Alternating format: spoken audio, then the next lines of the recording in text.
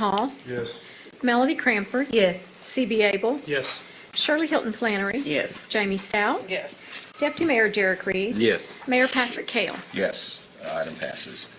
Item number 14, please. Receive report on wastewater treatment plant design and general updates and take other necessary action. Mr. Stewart. So Mayor and council, and simply because we have quite a few new council present now for this project, this is one of the largest projects the city's undertaken to rebuild the wastewater treatment plant. We're about at 60% so far. So what we have done is we've invited Keith Beatty, who is our lead engineer on this project, to come and give you a review of the project, and then Avery and myself, along with Mr. Beatty, will answer any questions you might have. Could I interrupt with one question? Sure. You said it's probably our largest.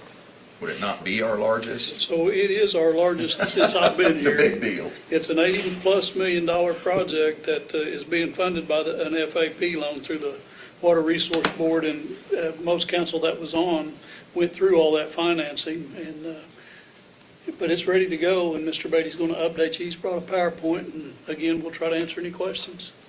Yeah, thank you. Keith Beatty with Olson Engineering. We'll keep this brief.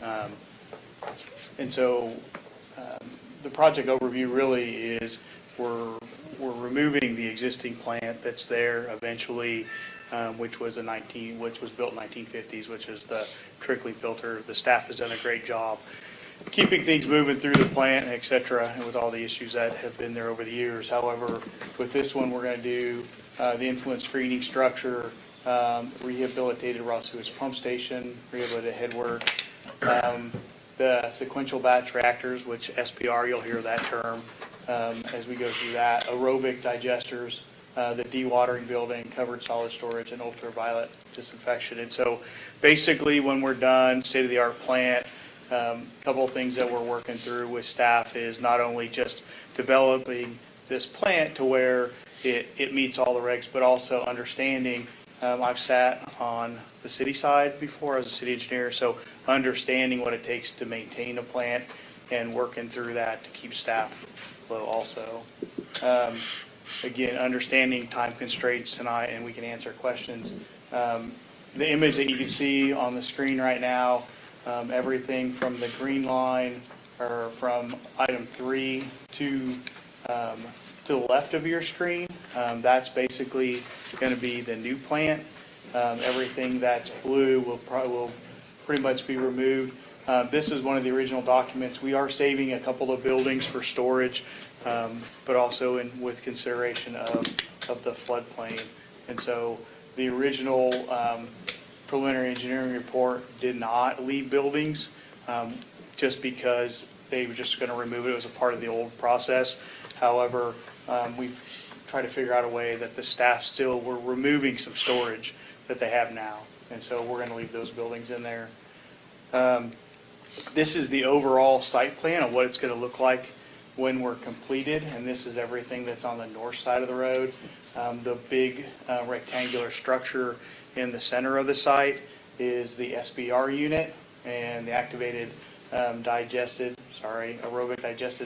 area. And so one of the key things that has to happen in this is we are removing the existing facility on the southwest corner, and we are building a brand new admin building for those folks. Tonight I gave Avery a report that we just received on Friday regarding asbestos on the site, and so we'll mitigate that as part of this project. And so the lab administration building, this is a pretty picture of what it's going to look like. Pretty simple, easy to maintain. It'll house not only the staff, but also the stormwater and pretreatment staff also. And so kept it pretty basic. There is, let's see if we added that in there. In the center of it's a small conference room that can be used and facilities for staff with a locker room, etc. And so really the last slide is just an overview of what the plant and the process. And I apologize, the white structure towards the left of the screen, that is the existing maintenance building. They didn't color it in. I couldn't get them to do it. And so, but this is kind of how the plant will lay out with all of the new structures. And then the building to the far right on the upper screen, that is the existing Headworks building. So again, Mike said, we're at 60% plans. This project is very quick for us. Typically, it's a 2 or 3 year design process. Contract was signed in January. We actually will have everything ready to go just before Christmas this year to start sending out to contractors so we can work through the ODEQ issues that they have there. Our anticipated bid date will be April of 2025, and then them getting started with the project sometime in June. Did one of your earlier slides show an overlay of both the proposed and the existing? Okay, this is it. Yeah, there is an updated one, but this kind of gives you an idea of how it sits in there. We've shrank the center green portion a little bit, but yes, this is kind of how to overlay. And that's good. So these maybe not the other blue structures, but these existing structures, are they all going to be removed? They'll be removed. We're working through, of course, we've got a budget to hit, so we're making sure how much of those we're going to remove. We would like to remove them completely and in their entirety. Staff would too. But typically what we do is, especially on the basins, we move them down 3 to 4 feet. That way we can cover them back up, plant some grass. There are some areas out there now, you can see some old basins. They didn't remove them, they just removed them to the top of soil. So it's hard to maintain. And so with that being said, we're considering the maintenance and the level of effort that the staff has to So a do. good portion of those basins are underground?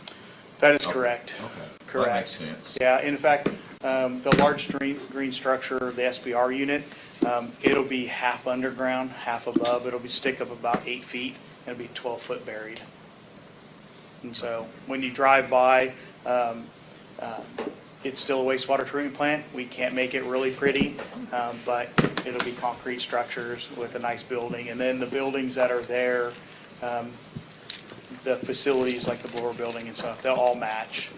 And then we're going to do a little bit of work to the current maintenance building. So when we're done, it looks like a nice plant. Thank you. You're welcome. Any other questions? Move we approve. We don't need them. No. Nothing to approve tonight. No, We'll this is be just- back. We've got some pre-selection work that we need to do.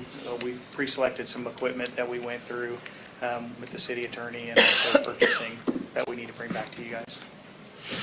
Well, I think we should approve it too, Tom. Is this gonna be built up higher than the previous one, like? So it's out of the Floods. floodplain, and so if you're familiar with the site, we're building everything on the west side. And as you move to the east, it drops down the hill, and so everything's gonna be back up on the hill. Okay.